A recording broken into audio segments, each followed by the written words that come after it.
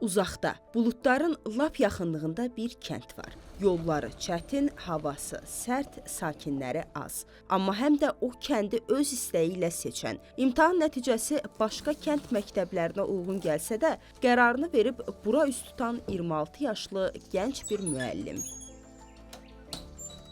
Bakıda işləyirdim, kursda, yəni müəllim kimi işləyirdim. Mənim bura gəlməkdə məqsədim gəlib 1 il, 2 il işləyib çıxıb getmək deyil. Mənim məqsədim fənnimi hər yerdə tədris eləməyi və hər yerdə şagirdlərimə dərs keçirməyi özümə borc bilirəm.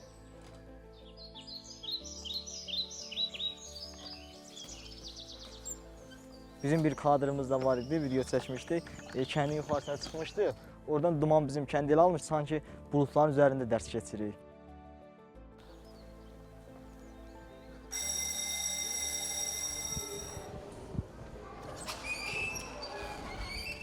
Salam uşaqlar, əyləşin. Demək olar, mən məqsədimin bir hissəsinə gedirəm, çatmış oluram. Şagirdlərimi bütün Azərbaycana tanıtdırıram.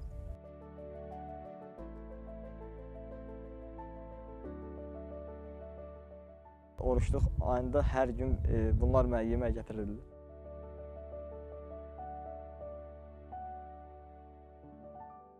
Mən Lərmənət kənd tam orta məktəbinin riyaziyyat müəllimi Abdullah müəllim. 26 yaşım var. Mən özüm Masalının Köçəkli kəndinənəm. Orada təhsil almışam, oradan orta məktəbi orada bitirmişəm.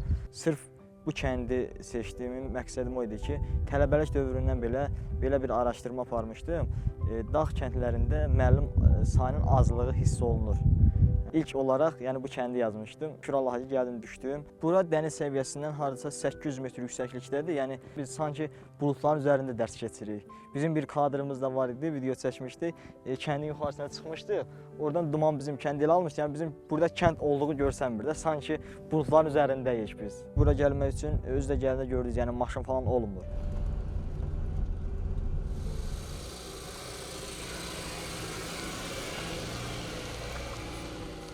Çox gözəl qarşıladılar, həqiqətən yəni çox səmimi şəkildə bizi qarşıladılar.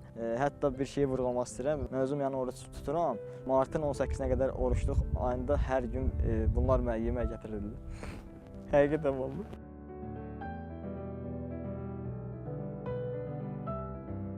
Bizə bir dənə də mənə yemək gətirirlər ki, müəllim oruçdur. Məlum məsələdir, az qalmırıq, hər gün yeməyimizi bişirirdi. Sadəcə o sevgini qazanmağım məni həqiqətən çox şad elədi. Mənim doğum günümdə qar yağmışdı. Yəni biz qarda kəndə çıxmaq mümkün deyildi. Valla o qədər valideyn təklif elədi ki, gəlin bu az günü bizdən qeyd eləyək. Yəni həqiqətən bu sevgini qazanmaq asan bir şey deyil.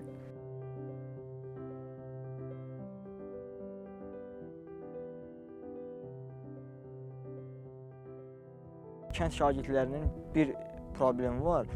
Özlərini ifadə etməkdə nəsə çəkinirlər. Bu da o qədər yəni ünsiyyətdə olmayıblar. Sadəcə bir-iki nəfər öz sinif yoldaşlarından, öz yaşlılarla yəni ünsiyyətdə olub da. Savadla, biliklə ölçsə isə yəni şəhər və ya da kənd şagird heç bir fərqi yoxdur.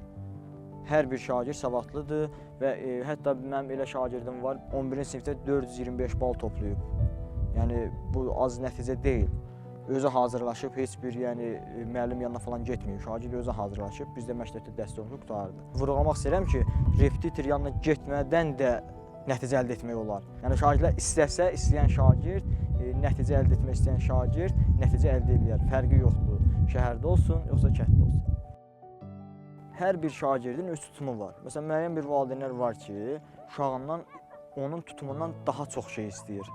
Mən bunu valideyn icrasında da vurğuluyorum hər zaman ki, sizin uşağınızın əgər tutumu budursa, siz onu niyə yükləyirsiniz? Əgər biz onun tutumundan çox onu yükləsək, o uşaq artıq oxumayacaq. Onun həvəsi də düşəcək, beyni də yorulacaq, ruhən də yorulacaq. Ona görə yəni ehtiyac yoxdur onu çox uşaqlar yükləməyə. Hər bir şagirdin öz tutumuna uyğun yükləmək daha uyğundur. Təhsildə belə bir şey var, bərabər imkanlı. Yəni bütün şagirdlər bərabər imkanlı olmalıdır. Buranın uşaqları niyə ki, şəhər uşaqlarına niyə seçilməsin ki? Niyə bizim uşaqlar da daha resurslu, daha əlverişli sistemlərdən dərs keçməyək?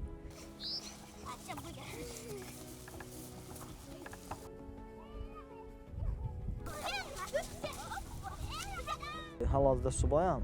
Ailə qursam da buradan getmək hələ ki fikrim yoxdur, qəti şəkildə yendirəm. Çünki mənim bura gəlməkdən məqsədim gəlib 1 il, 2 il işləyib çıxıb getmək deyil. Yay tətili başlayır. Biz də tətildə öz evimizə gedəcəyik valideynlərimizin yanına. Bunu əminəm ki, yay tətili boyunca gələcəm şagirdlərimin yanına. Çünki darıxacam. Artıq onların içindəyəm. Onlar sevgisini qazanmışam. Onlarsız qalmaq məncə çətindir mənim üçün. Həqiqətən çətindir. Yəni həqiqətdir bu. Şagirdlərimin sevgisini qazanmışamsa, onlardan uzaq qalanda nəsə özümü boş hiss eləyirəm. Sanki nəsə çatışmır.